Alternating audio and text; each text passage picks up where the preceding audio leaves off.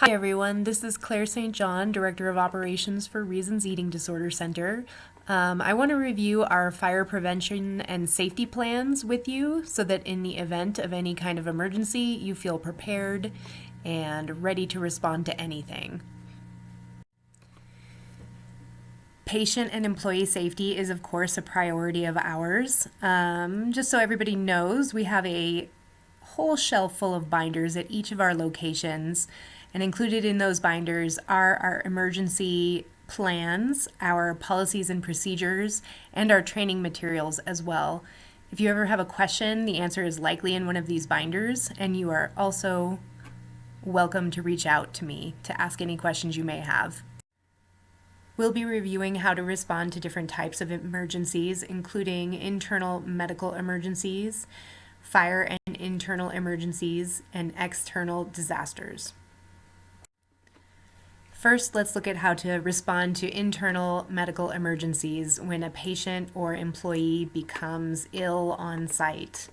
First, evaluate for any extreme medical situations, such as adverse reactions to medications, which could be high fever, nausea, diarrhea, rash, heart palpitations, bleeding, loss of consciousness, dizziness, or a tingling tongue.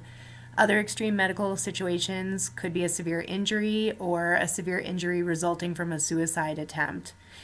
If you determine it's an emergency, first call 911, then administer CPR or first aid if indicated, and monitor until paramedics arrive. Lastly, contact the program director and director of nursing to let them know what's going on. If there's multiple staff available, one or two staff should be managing the emergency, and one or two staff should be managing the other patients who will be scared during this time. A medical emergency could be the result of a patient or staff member accidentally or intentionally ingesting a chemical substance. At each house, we have an MSDS binder that lists all chemical substances in each house. If somebody does spill a product on themselves or ingest a product, grab the MSDS binder and find the product that they ingested or spilled and give it to the paramedic or the doctor who will be treating the patient. If a patient is experiencing a psychiatric emergency, contact Dr. McNeil, who is the medical director and psychiatrist for our patients. You can also contact BHC Alhambra Hospital. All emergency numbers, including Dr. McNeil's and BHC Alhambra Hospital, are posted at each house in a prominent place, usually close to the patient board. If a patient or staff member becomes engulfed in flames or on fire in any way, use what you learned in kindergarten and stop, drop, and roll. If a heavy material such as a blanket or curtain are available, that can be used to smother the fire by wrapping it around the person. You can then drop and roll to further smother the fire. Once the fire is suppressed, treat the patient for shock, lie them down, support their neck, elevate their feet, and cover the burned area with a cool, wet cloth. Call 911 as soon as possible. As previously mentioned, in the event of an emergency with an individual, we need to be mindful of the other patients and their needs as well. If there are multiple staff available, one or two people should be handling the emergency, and one or two people should be supporting the other patients. Remove the other patients from the area of the incident. Once the incident is over, make sure the area is clean using the spill kit if any biomedical fluids were left. Assemble the remaining patients into a group to briefly and generally inform them of what happened, being mindful that patient confidentiality is important and we don't want to reveal too much about the patient in question. Let's move on to fire and internal disasters. As you all know, drills are conducted on each shift quarterly to familiarize everyone with our emergency policies and procedures to make you more comfortable in the event that a true emergency does occur. Your safety officers are Heather Johnson, the Director of Nursing, and myself. Our phone numbers are also listed on the emergency contact list, which is, again, usually near the patient board, posted on the wall. We use RACE as our fire response procedure. RACE stands for rescue those persons that can be rescued safely, as well as yourself by proceeding to an area outside of the immediate area. Alarm: if you smell smoke, see fire, or see smoke, dial 911 and report the nature of the problem. Report your name, what you see or smell, and advise of any chemicals, biohazards, or flammable materials that are involved. If you are at the San Marino location, fire will be reported immediately to ADS, the fire company. What you can do is look at the fire response device that is in the entryway of the house and determine where the fire is by the location sheet printed beside it. Continuing with the RACE acronym, confine is what C stands for. Close all windows and doors in the area if safe to do so. This will confine or slow the spread of smoke and fire. E is for extinguish. Fire extinguishers are located throughout each house. Use one only if it is safe to do so. If not, leave the area. And keep in mind that the extinguishers are only designed to put out a small fire. So if the fire is already large, it is safer to get yourself away from it. As you're working in each of the houses, familiarize yourself with the location of the fire extinguishers. In Pasadena, they are in the laundry room on the wall on the first floor, and on the second floor there is a fire extinguisher mounted on the white cabinet in the main hallway. Additionally, there are safety ladders located in each of the bedroom closets. The window that you are supposed to hook that safety ladder on and then exit the house with are marked. At Hancock Park, the fire extinguishers on the first floor are located in the kitchen, in the laundry room, and in the living room. On the second floor, there is one mounted in the hallway between the bedrooms. The safety ladders are, as in Pasadena, located in the bedroom closets, and the windows are marked.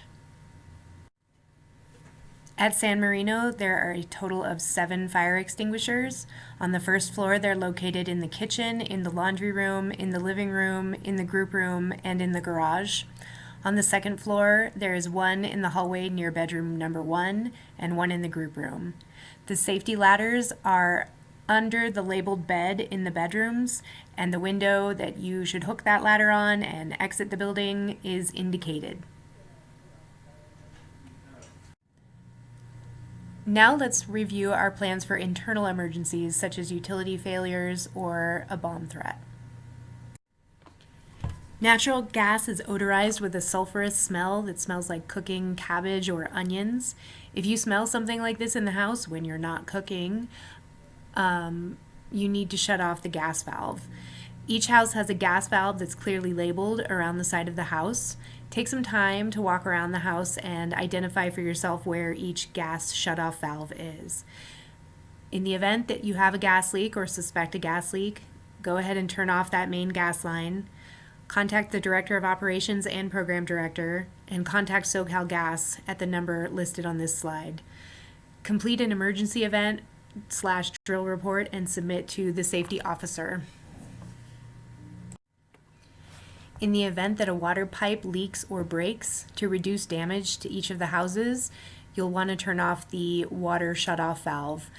That is also located around the side of the house at each house. While you're looking for the gas valve shutoff, also identify where the water shutoff valve is.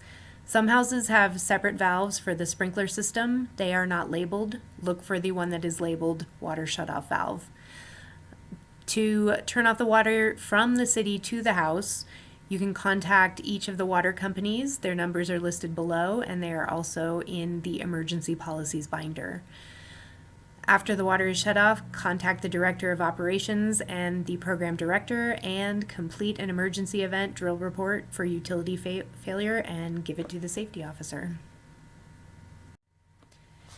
In the event of a power failure, there are flashlights plugged into every room and in hallways of each house, and there are also flashlights located in the emergency supply closet. Check the breaker boxes in case it's a simple matter of a fuse being tripped. In Pasadena, the master breaker box is on the left side facing the house. This is for all rooms in the house except for the kitchen. There is another breaker box in the garage, which is for the kitchen only. In Hancock Park, the master breaker box is on the right side facing the house. The second breaker box is inside the basement door. At San Marino, the main breaker is located in the side yard outside of the garage. There is a breaker in the laundry room and on the second floor in the closet facing the laundry room staircase. The fourth and fifth breakers are located in the basement. Contact the Director of Operations and the Program Director about the power outage. You can also contact the electric company for each house, the numbers of which are listed in the emergency binders. Never burn candles, they are a fire hazard. That is why we have the flashlights available. Complete an emergency event drill report for the utility failure and submit it to the safety officer. In the event of a bomb threat, grab the van binders and evacuate the building. We'll talk about evacuation policies and procedures in a future slide. Complete a census report and assemble in the vehicles. Contact the Director of Operations and the Program Director. Mental health workers should be responsible for driving. Relocate the patients to BHC Alhambra Hospital. A staff member, Director of Operations, or the Residential Program Director will stay near the property to communicate with the authorities and other staff. No one should return to the house until the authorities declare the area safe, and that will be communicated to you by the Director of Operations or the Program Director. If there is an earthquake, do your best to remain calm, providing reassurance to residents, staff, and visitors as needed. If the earthquake occurs while you are inside the building, stay there. Take cover by getting under a sturdy table or other piece of furniture and hold until the shaking stops. If there is not a desk or table, cover your face and head with your arms and crouch in an inside corner of the building. Do your best to instruct others to do the same. Protect your head and face. Do not light a match or turn on any light switches. Use the available flashlights. When safe to move, immediately evacuate the building with patients, staff, and visitors. If you are outside of a building when an earthquake strikes, stay outside. Move away from any buildings or large objects that may fall.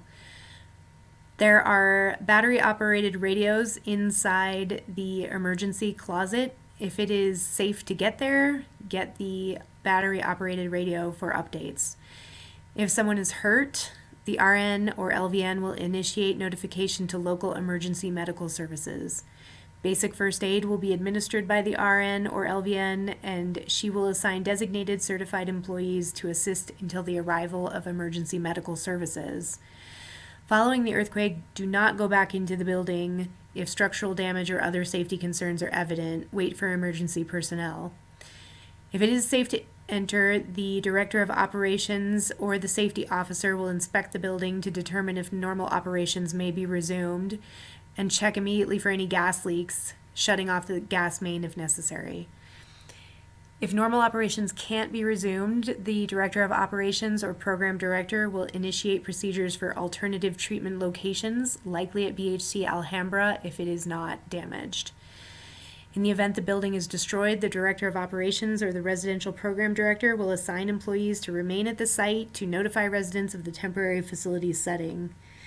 Any interruption to normal facility operations will be reported by the Residential Program Director to the Director of Operations or Safety Officer.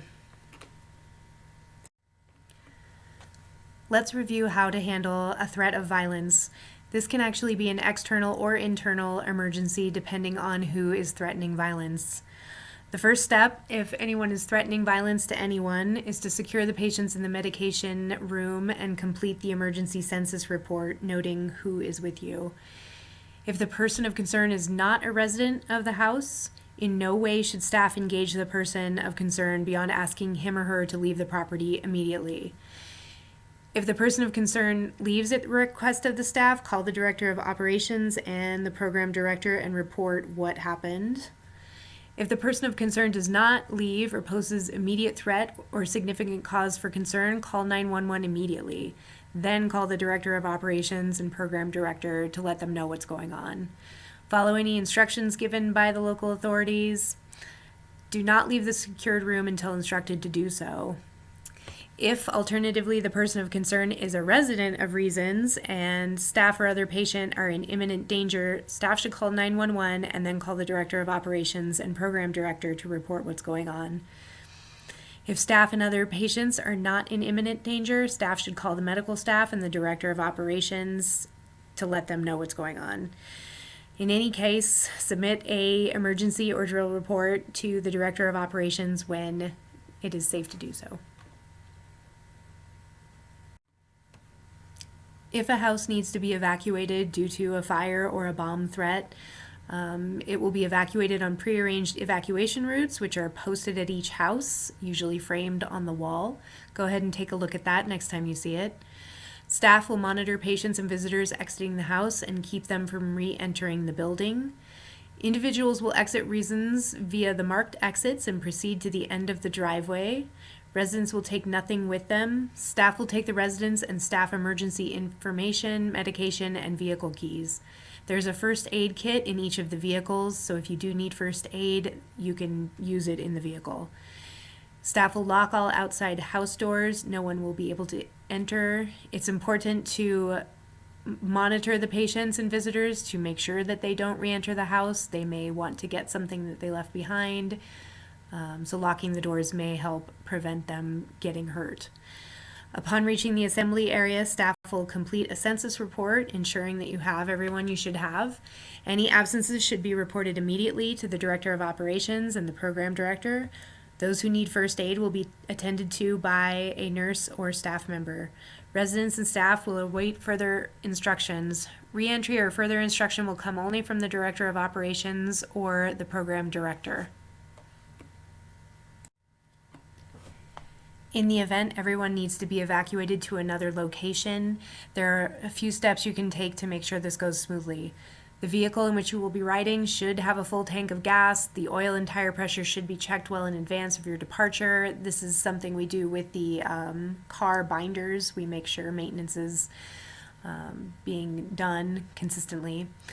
Avoid areas that flood. Do not attempt to drive through water standing in the roadway. Staff will close and lock all windows and turn off all electric and gas equipment if you have the time and it is safe to do so. Do try to remain calm. Assisting patients as needed and helping keep them calm will make everything go more smoothly. Police officers, fire department personnel, and emergency medical service personnel can assist in moving individuals with injuries or physical difficulties who need assistance. If this happens, call 911 for transportation of injured or disabled persons. In the case of an evacuation, a census report should be completed. Again, that's to ensure that you have everyone that was in the house. Each patient should have an ID bracelet filled out and put on. These ID bracelets are in each house in the emergency binder in a little pencil case, pictured here. BHC Alhambra Hospital is probably your destination. If not, you will be informed of where to go by the Director of Operations. What you see here are the general duties of each role in the event of an emergency. So as you can see, staff nurses and physicians handle first aid as needed. They do evaluation and help with evacuation. Staff therapists can be responsible for the census reports and helping with evacuation. The Director of Operations acts as the public relations liaison, releases information to the public, staff, and patients, and to the CEO, and acts as the nerve center for the situation. The program manager keeps all staff and patients safe and secure in the case of an emergency. You would listen to the program manager as they assign staff to essential functions. They also act as a backup for the Director of Operations, releasing information to people. Mental health workers are responsible for transportation as needed, patient supervision, evacuation, patient support. As stated before, emergency names and phone numbers are posted in each office of each house. The licensed staff on duty shall be responsible for assigning staff tasks and duties to keep all patients and staff safe and secure in case of an emergency.